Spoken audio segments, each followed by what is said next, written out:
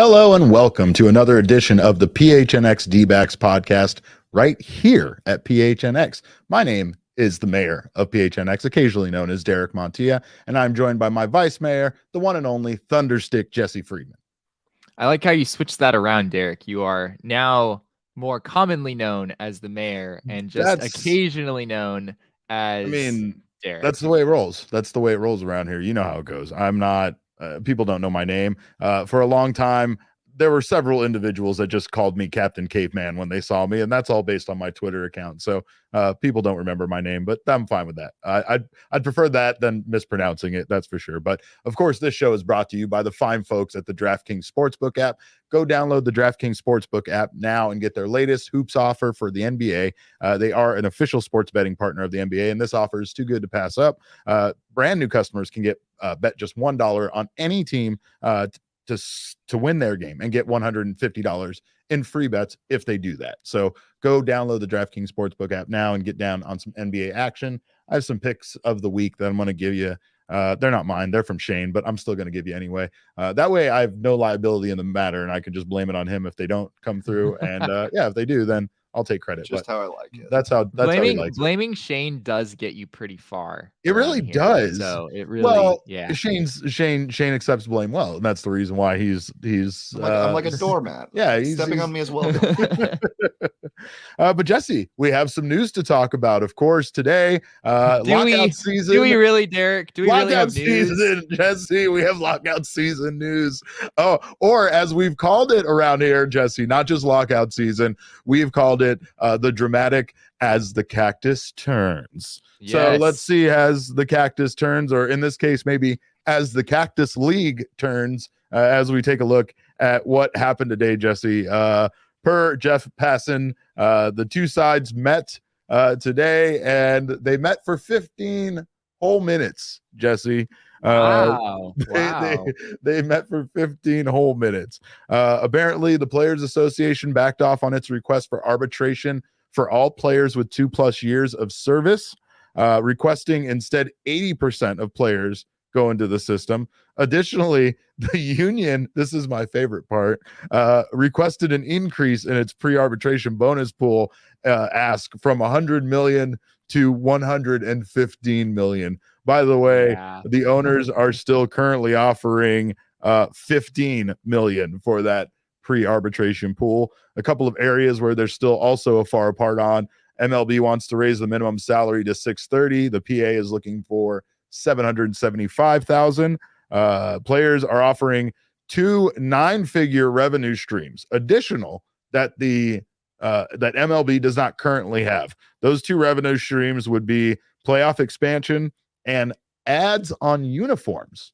So the players are offering ways for them to make up this money financially. So not at least it feels like the players are trying to actually come up with solutions to this problem instead of standing staunchly in their request. But it's still funny to me that their request for that pool goes up from 100 million to 115 million. Yeah. I also found that pretty amusing. I mean, in some ways, they kind of went the wrong direction, right? They did reduce their ask from all of those players down to 80% of players in those situations. However, the total amount of money that they want for those players went up. So at the end of the day, they're really asking for more, not less. Which in any negotiation, when one side starts moving the wrong direction, is certainly not a good sign. It's not good. And the owners are doing the same thing, right? The owners are asking for one thing, and then they're sort of making up for it by changing something else, right? And so this is something that both sides have done. I think both sides have really, they're not really moving at all. But the reality remains that what the players are asking for, their baseline ask, is a lot more reasonable than what the owners are asking for. And so, although I think it's very fair that both sides aren't really moving, right? Neither side is really budging right now. I think we have to be real about that.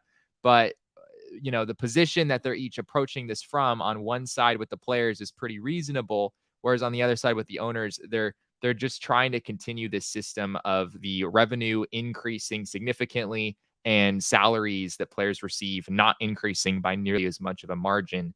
and that just has to stop at this point. Brett Johnson in the comments says, wild prediction. The owners cave into a majority of the players' demands request by March 14th. I don't know the actual probability, but got to try to have some hope. And I'm with you there.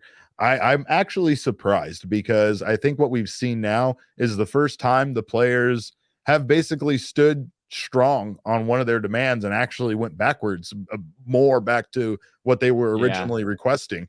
I feel like this entire time has been concessions by the players, with the owners moving in the smallest increments, right? Yeah. You know, the players are moving 15, $20 million. They're moving 10% or from top 30 to top 20. They are moving in significant direction towards what the owners want, while the owners are just moving in these tiny increments, right? It seems like they're still so far apart. And honestly, there's a part of me that has to respect the players a bit here, because they have been conceding this whole time. It is finally time that they stand strong on something that they believe in. The biggest problem for them is a lot of these things they're wanting are coming from nothing, right? They're coming where they're not even giving these players currently any of these things. The salary increase is a salary increase, so a lot of these things they want are, obviously trying to do more for guys that make less than about the guys that make more, right? It's still interesting to me that they are pointing out here ways that this deal could increase their revenue and things they're willing to do to increase the revenue, like ads on the jerseys. Would that bother you at all to see ads on the jerseys like we see now in the NBA? Or are we just used to that at this point?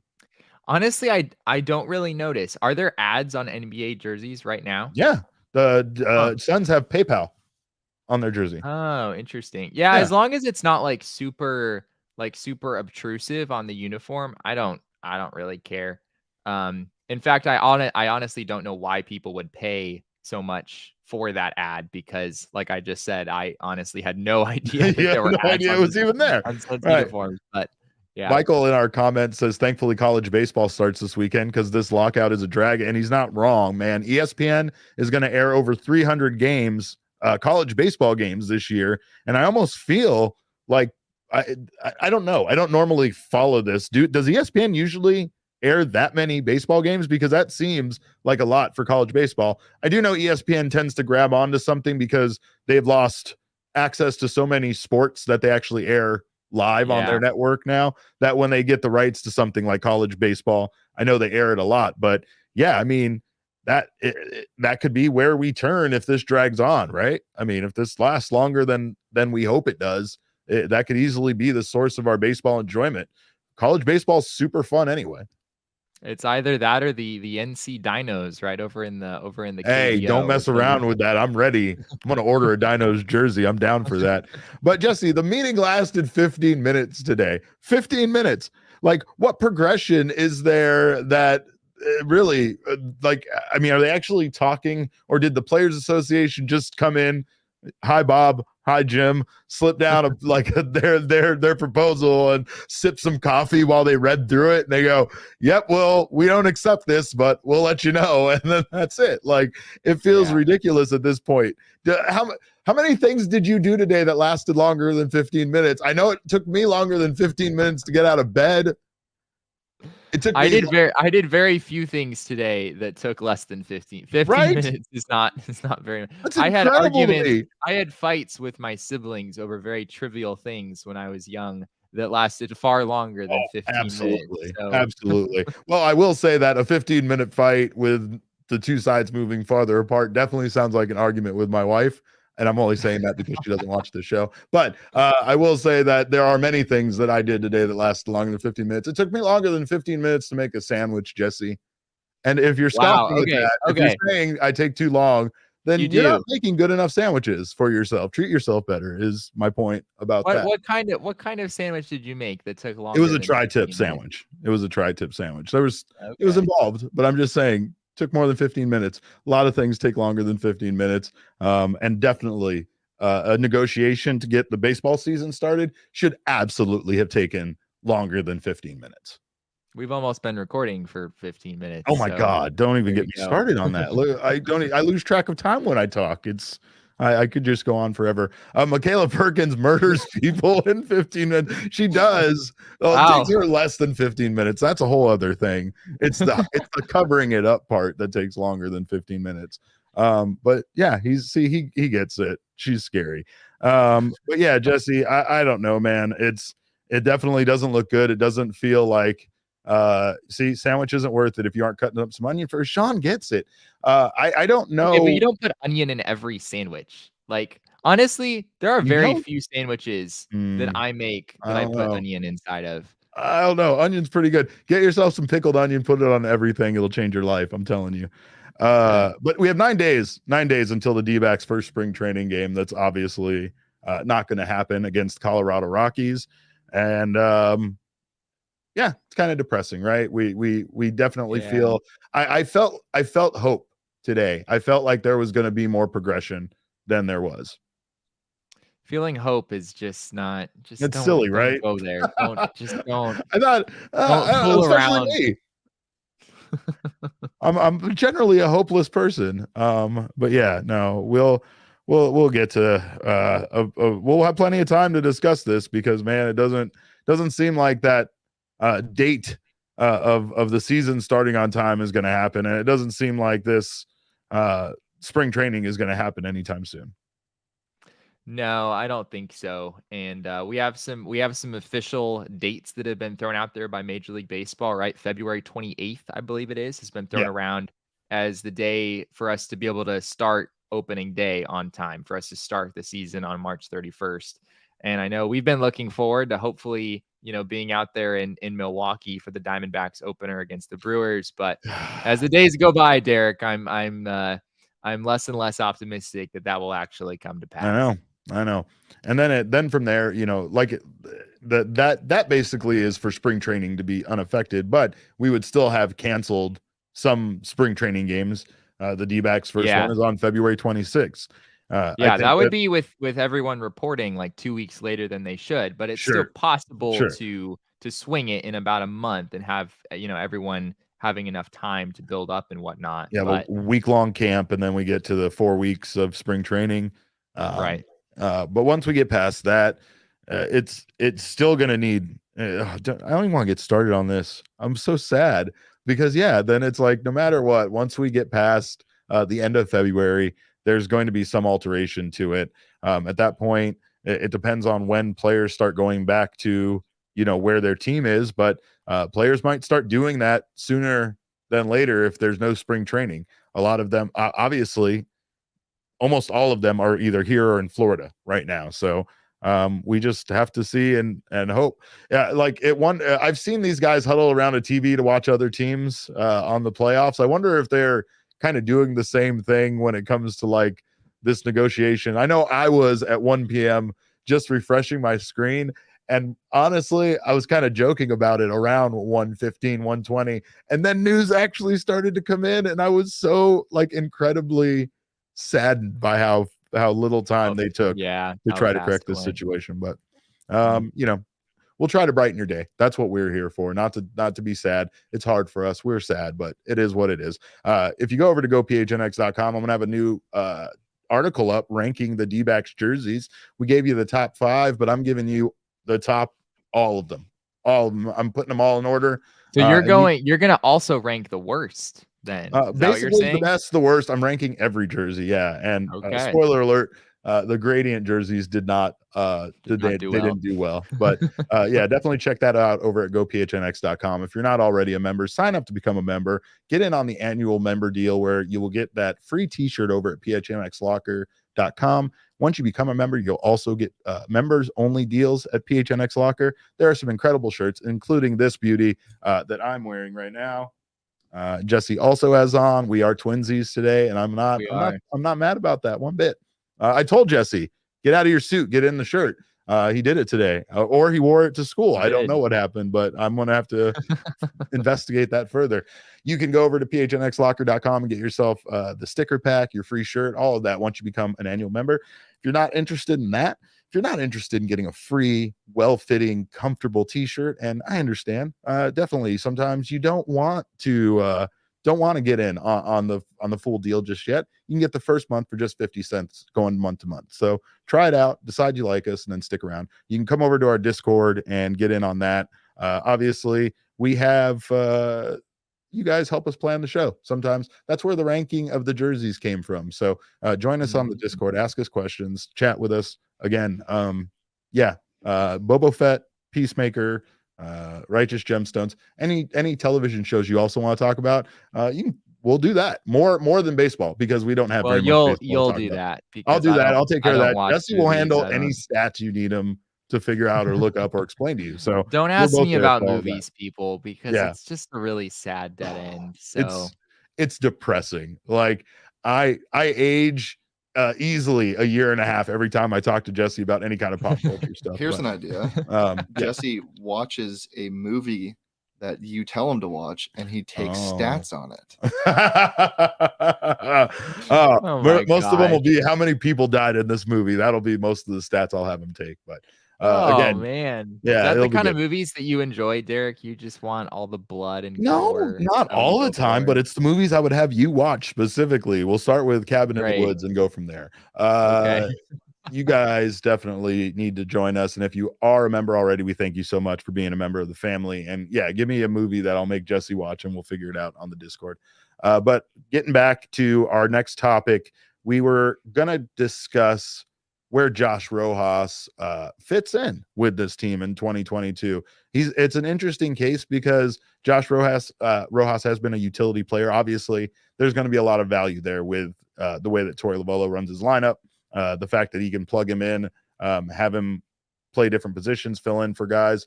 I think he'll be great as far as that goes. But I guess the question we want to discuss here is he more than that? Is there a position that Josh Rojas could take over on this team, and is he part of the D-backs core moving forward?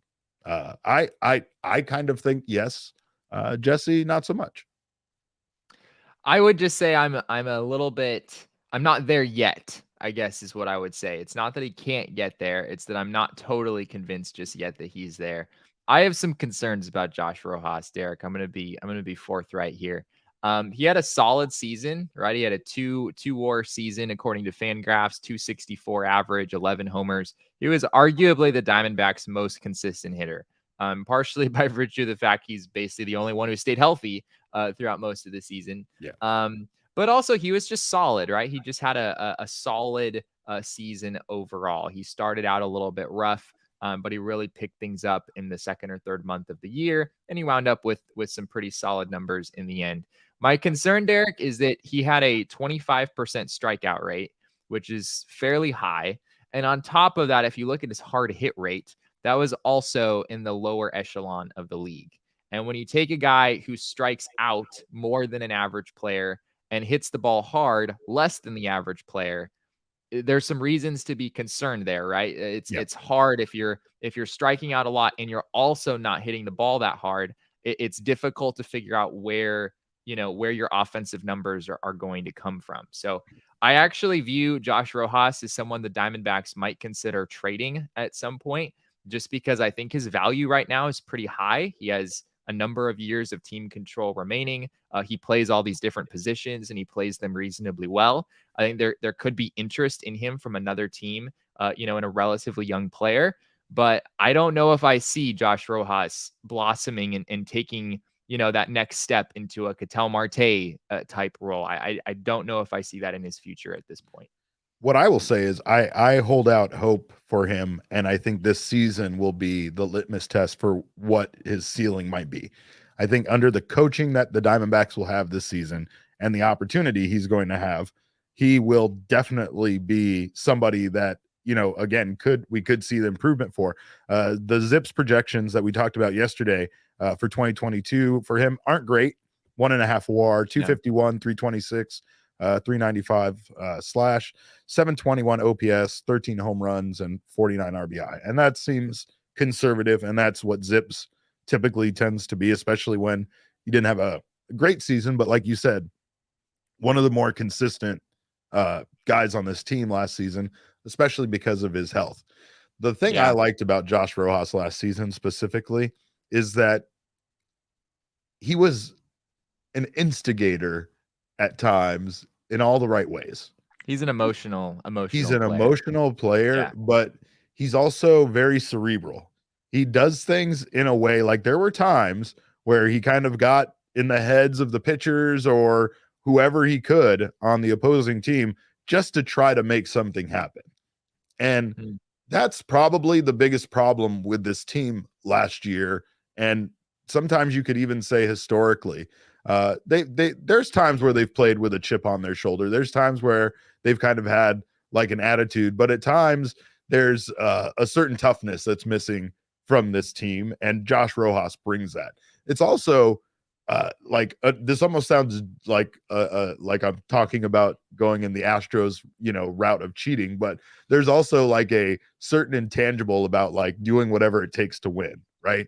Josh Rojas sees that a starting pitcher is kind of dominating them, and he tries to do something. I think it was Stroman on the Mets where he kind of, mixed it, started jarring with him from first base when he got on base and started getting into a little bit of an argument with him. And afterwards said it was on purpose. Like he did that on purpose because he was trying to get him his head out of the game, and he was trying to do something because they were struggling against him, right? And it's like, I don't know, somebody that's willing to do that as a different level of player, you might view it as dirty, you might view it as part of the game, but I just like the fact that Josh Rojas at times has that like nature to want to win and do what it takes.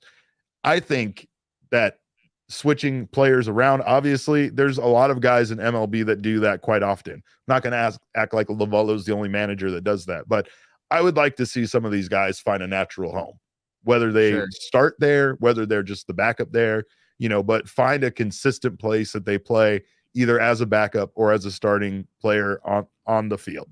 And, see what these guys can do once they get that consistent playing time at one position. It might benefit them both defensively. Where would you put Josh Rojas? I'm curious. If you had to stick him somewhere consistently, where would that somewhere be? Right now, with no roster changes at all, I would probably have him playing a platoon position at third base and see how he could do there. Okay. He could also. I don't know if you want Josh Rojas as your everyday third baseman. I know, but again, like there's, what other position has he played super well?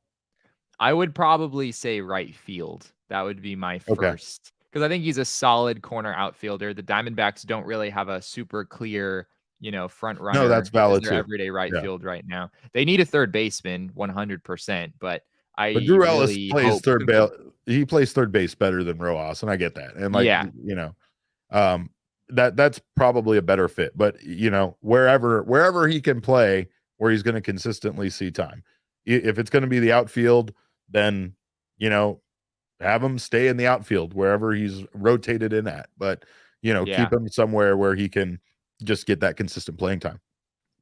I think he's the one player that I do think. So we've talked about this, right? We think the Diamondbacks are going to operate with that philosophy. Like, let's try to give players more of a regular everyday position, compared to what they did last year. Do we, or is that just our hope? Are we just making that up? That's fair. I do. Are we just creating that? I personally do think that we'll start to see that, because I think it's just sort of common sense that, especially with younger players, if anything, when you move them around constantly, you're probably not improving their development as a player. Maybe you're not damaging it a ton, but you're certainly not doing that player any favors. I think Josh Rojas is the one guy where the Diamondbacks actually view him as, okay, this guy is kind of your super utility, Ben Zobrist, Chris Taylor type player who actually succeeds moving around a lot. But I think he likes to. He does like to. He said that. Yeah, he seems to enjoy that role. And I think even when he came up as a minor leaguer, that's kind of what people viewed him as. Like, hey, this guy can play a number of different positions competently. Pavin Smith, on the other hand, did not have that sort of projection when he was a minor league player, right? It's like, okay, this guy is a first baseman, maybe a corner outfielder. That's where he should play. And the Diamondbacks came out last year and were like, all right, we're going to have you play center field on Tuesday. We're going to have you in right field on Wednesday. We're going to put, right? Like, that's what they did. First base on Friday. Yeah, and I don't think Pavin was ever meant for a role like that. So I think they'll dial it back with Pavin Smith. They'll dial it back with, Josh Van Meter. Josh Rojas is the one guy where I actually think they might actually, stick with that and see what kind of value he can provide. Because frankly, last thing I'll say, Derek, frankly, I don't know if Josh Rojas is that valuable as an everyday right fielder. Like if that's what he does, if he just plays right field every day and hits 260 with 11 home runs, like that's not a very valuable major league player, right? But if he hits 260 and 11 home runs, but he's able to play 5 different positions well, that makes him a much more valuable player that I think a lot of teams would be interested in. Yeah, that's a great point. And honestly, the Diamondbacks got rid of Tim LeCastro, and Josh Rojas and LeCastro kind of have a similar role as far as who they are, being a spark Tim plug for the LeCastro was team. at other worldly levels of speed, though, which Josh And Rojas sadly again, did not, but he's had that same intangible of doing whatever it takes to win. I remember when we interviewed him about getting hit so much, and he had such a casual attitude about it. He was like, if they're going to pitch in on me, why wouldn't I step in and take it? And it's like, well, because they're throwing a 97-mile-an-hour fastball at you. That's why you wouldn't step in and just take it. But good on you. I mean, shit. All right. Well, but the sincerity in which he said it was also let he wasn't joking. He meant it. He'll do whatever it takes to get on base and win a ball game. And you don't get a lot of guys in Major League Baseball that have that attitude. You might get them when they're new as a rookie, but Josh Rojas seems to have that like in his DNA. He was a huge part of that Greinke trade. As a matter of fact, he was the one piece that was holding it up before it was done. And he seemed like such a throw-in at the time compared to the other prospects that the Diamondbacks got in return. JB Bukowskis and Corbin Martin. It was like, oh, Josh Rojas is this Josh Rojas guy who, probably won't turn into anything. Yeah. And of course, he's been the one playing at a major league level consistently pretty much since that trade. So he's definitely the kind of person that takes advantage of an opportunity. And that's something that Torey Lovullo was desperately seeking last year. It's why he was one of their most consistent players, because when given an opportunity, he was doing, everything he could to help this team win. And that's, again, a big reason why he might not be like one of the best players to build around, like not a Ketel Marte, but I just still feel like he's part of that Diamondbacks core that they might be able to kind of, mutate with these young prospects that are coming up very soon. Probably as early as, opening day, we'll probably see some of the prospects we haven't seen on the main roster, or at least by the middle of the season.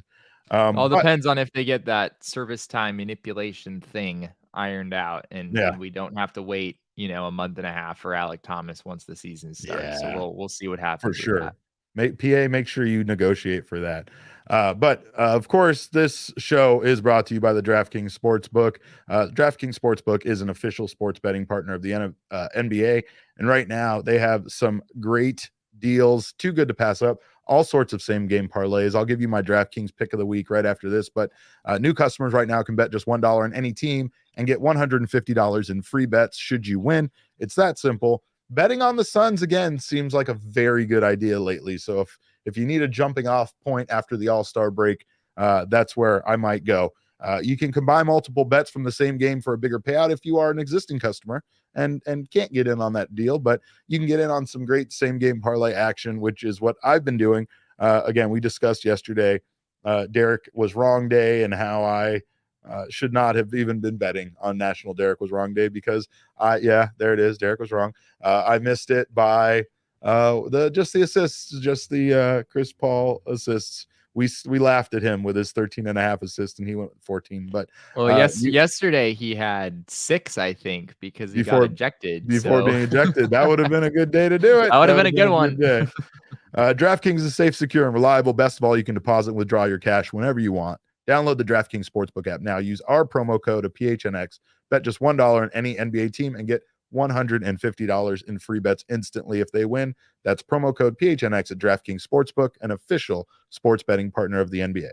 21 and over only, Arizona only. Gambling problem, dial 1-800-NEXT-STEP. New customers only, minimum $5 deposit. Eligibility restrictions apply. See DraftKings.com/sportsbook for details. And Josh Hunt is in our comments right now. I know he's watching live, and Josh is a troublemaker, by the way, and we love him here at PHNX. The other day, of course, he's wearing the shirt. Triplets, my friend. I know he's wearing the shirt with us. We of course had National Derek Was Wrong Day. You can throw that back up. But Josh took it a step further. So now we have a wonderful gallery of emotions for what I'm experiencing. Surprise, Derek. Obviously, that's how I'm going to feel if a deal gets done here before it impacts spring training. We have mischievous Derek. That's me thinking about all the negative things I'm going to say about Rob Manfred probably on this podcast. We have angry Derek. That's how I feel every single day. It's day 78 of the lockout, and it's been 78 straight days of angry 78 Derek. days. Oh my 78 days, Jesse, of the MLB being locked out. Silly Derek. This guy doesn't come out much, but maybe one edible too many and you'll get silly Derek. Most importantly, sad Derek. This is also 78 days of sad Derek because of the lockout. My favorite one is though Dbacks Montilla. That's the guy he'll tell you look like 10 pounds of monkey crap in a 5-pound bag. He'll insult your mother, and then he'll tell you, he'll ask you like questions like, do you care about the lockout? And then you start to answer. He says, it doesn't matter what you think, and all that kind of stuff. That's that guy. But shout out to Josh Hunt on obviously the many feelings I'm feeling. I'm feeling all of those emotions all the time, basically, over this lockout, Jesse. And I'm not super happy, but I'm going to give you my DraftKings pick of the week. It's for right now, soon. I don't know. Get in on it. DraftKings has Bucks versus Sixers tonight. I'm going with Giannis, going 46.5 points, assists and rebounds total over on that. Wait, 40. You're taking the over on 46.5 points? It's points, assists, and rebounds combined is what it is. Okay. I didn't clarify that. Thank you. My problem. I kind of ran through that fast. Like, wow. And then they also had Embiid and Giannis at 35 plus points each at plus 600. So, and see, Michaels knows it. We all know that PHNX smells what Dbacks Montilla is cooking. That's right. Mostly it's brisket. But yeah, there's my pick of the week for DraftKings. I don't know. I guess I feel defeated, Jesse. I feel at times like you and I are putting more work into this negotiation than the owners are, at least. Yeah, that's fair. There are baseball podcasters out there who do 5 shows a week during this nonsense. So we're really the ones who are suffering the most. We're out here. Right? We're out here in the trenches. Yes. But yeah, I mean, that's why you have angry Derek. That's why you have sad Derek. That's why you have all of these emotions. And it's because, we should be out there. Luckily, Monday, I will be out at Salt River Fields for minor league mini camp, whatever they're calling that. We'll get to see some of the young prospects that we've been talking a lot about. So hopefully we'll have some more information and some great news to share, maybe even an interview or two. So we'll see what turns up out there. It'll be nice to go see guys throwing the baseball around. It was supposed to be this week. And again, I think it started this week, but they did a couple of, I think, media free days before we're permitted to come out there. So I just can't wait to see, guys playing baseball.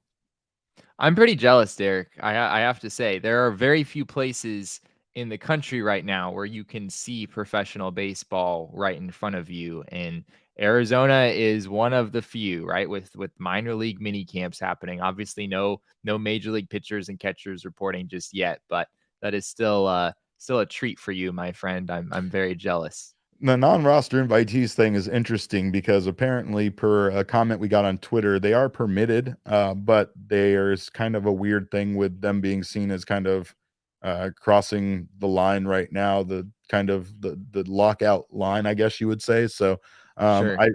I wonder, if there will be any in camp, or if that's kind of a thing that will cause them to stay out of it. Kind of sucks because I don't know, if I was an athlete, I would do whatever I could to, if I could use the facility and be around the coaches and start training, I'd be there. I'd Sure. arbitrary reasons aside, I'd be taking whatever, coaching and assistance to get ready that I could take. But we thank you guys for checking out the show, being here in the comments. Thank you to Josh Hunt for being the wonderful, precocious troublemaker that he is. You can follow us on Twitter. I'm at cap_caveman with a K. Jesse is at Jesse N. Friedman. Of course, our show is at PHNX_Dbacks. But all roads lead to at PHNX_sports, and that's on Instagram, Twitter, and Facebook. If you're watching us right now on YouTube, we hope you are. Tell your friends, get more people to watch us. We'd love to. I know. We get it. Lockout baseball. Nobody wants to hear it. Get them to come over. Tell them we're having a good time over here. Get them in the comments. We'd love to have you guys join us. If you're watching us right now, make sure to subscribe to the PHNX Sports channel. That way you don't miss any of the wonderful content Shane and the whole PHNX team is putting out.